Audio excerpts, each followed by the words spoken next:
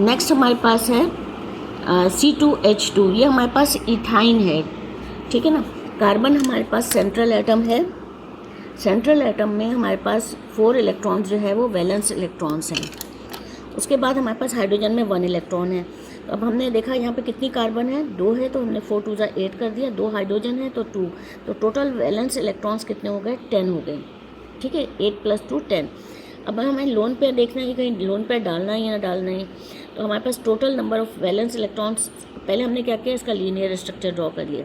Linear structure draw करने से हमारे पास क्या पता चला कि 2 हाइड्रोजन थी, हमने दोनों साइड पे लगा दिया, 2 कार्बन बीच में, 1 2 3 4 5 6, टोटल बॉन्डिंग इलेक्ट्रॉन्स कितने, 6। तो हमारे पास टोटल लोन पेयर 4 हो गए। ज़रूरी नहीं है कि हम उसको लोन पेयर की फॉर्म में लिखें, लोन पेयर भी बना सकता है वो, डबल और ट्रिपल बॉन्ड भी बना सकता है।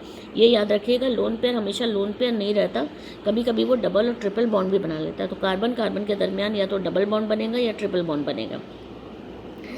अब अगर हम यहाँ पे देखें तो हमारे पास टोटल इलेक्ट्रॉन्स जो है क्या होगा कि यहाँ पे कार्बन कार्बन के दरमियान जो है जो 4 इलेक्ट्रॉन्स है, इसका मतलब है कि ये 2 लोन पेयर बनाएंगे। 2 लोन पेयर का मतलब है कि 4 इलेक्ट्रॉन यूटिलाइज होंगे, एक बॉन्ड लोन पेयर ऊपर आएगा, एक लोन पेयर नीचे आएगा। अब अगर मैं इसका ड्यूएट देखें तो ये डुप्लेट हो रहा है, 2 इलेक्ट्रॉन हो रहे हैं। कार्बन का 4 इलेक्ट्रॉन होने चाहिए, 1 2 3 4 5 6 7 8, इसका ऑक्टेट कंप्लीट हो रहा है। इसी तरह सिमिलरली इसी कार्बन का भी कंप्लीट होगा हाइड्रोजन। ये हमारे पास इथाइन का स्ट्रक्चर है। फिर उसके बाद हमारे पास है इथेन। इथेन का मतलब है कार्बन कार्बन डबल बॉन्ड। तो आप इसको याद रख सकते हैं, कोई ऐसा मुश्किल नहीं है। एक कार्बन के वैलेंस यहाँ, क्योंकि यहाँ पे मैंने लिख दिया है तो इसलिए यहाँ नहीं लिखा। एक कार्बन के वैलेंस इलेक्ट्रॉन कितने हैं, 4 हैं, तो 2 कार्बन हैं तो 8 हो जाएंगे टोटल। एक कार्बन में हमारे पास हाइड्रोजन में 1 इलेक्ट्रॉन होता है, तो 4 इलेक्ट्रॉन का 4, 12 इलेक्ट्रॉन्स।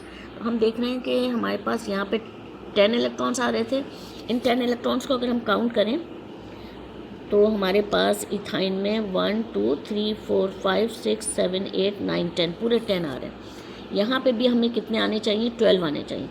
अब हमने इसको 4 हाइड्रोजन है तो इस तरह बना दिया। अब ये जो लोन पेयर तो निकालने की ज़रूरत ही नहीं, क्योंकि या तो कार्बन वो तो डबल बॉन्ड बनाएगा या ट्रिपल बॉन्ड बनाएगा। तो यहाँ पे डबल बॉन्ड बनेगा, इसका डुप्लेट कंप्लीट हो रहा है, इसका डुप्लेट कंप्लीट हो रहा है, यहाँ पे ऑक्टेट कंप्लीट होना चाहिए। 1 2 3 4 5 6 7 8, इस कार्बन एटम का ऑक्टेट कंप्लीट हो रहा है। इसी तरह similarly this carbon fulfils 8 electron. Methane का स्ट्रक्चर है, एक कार्बन है, 4 वैलेंस इलेक्ट्रॉन है, एक हाइड्रोजन का में 4 हाइड्रोजन है तो 4 electrons, total number of electrons 8 हो गए। तो हमने पहले क्या किया, इस तरह का सिमेट्रिकल स्ट्रक्चर बना दिया। हर हाइड्रोजन के पास 1 इलेक्ट्रॉन है, वो कार्बन के 1 इलेक्ट्रॉन के साथ शेयर करेगा, सिंगल बॉन्ड बना ले। लोन पेयर हमें चेक करना है या नहीं।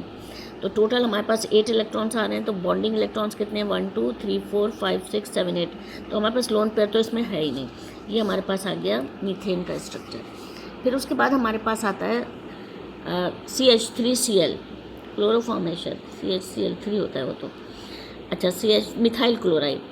मिथाइल क्लोराइड में कार्बन में वैलेंस शेल में 4 इलेक्ट्रॉन है, हाइड्रोजन का 1 है, क्लोरीन में 7 इलेक्ट्रॉन्स।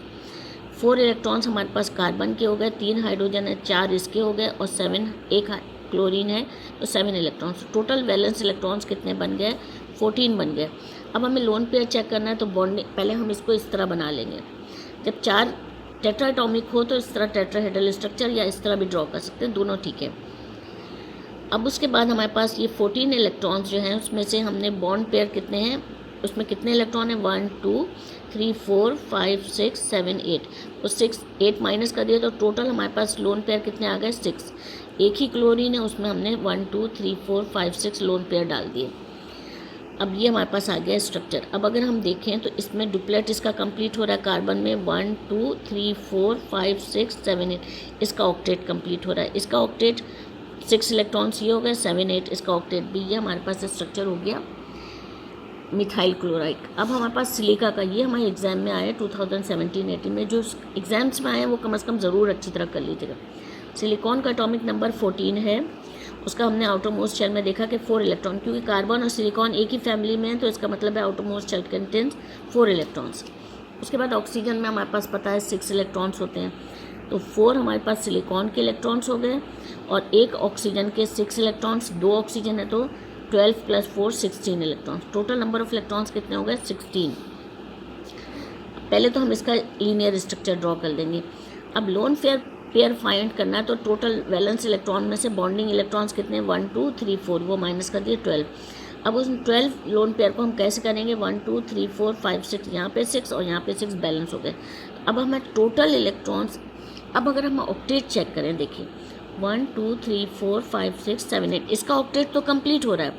इसमें 1 2 3 4 5 6 ऑक्टेट तो कंप्लीट हो ही नहीं रहा, तो इसका मतलब है कि यहाँ से एक बॉन्ड शिफ्ट होगा इधर और एक बॉन्ड शिफ्ट होगा इधर।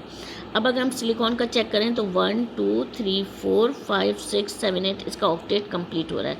इसका चेक करें तो 1 2 3 4 5 6 7 8, तो सिलिकॉन डाइऑक्साइड का या सिलिका का ये स्ट्रक्चर होगा।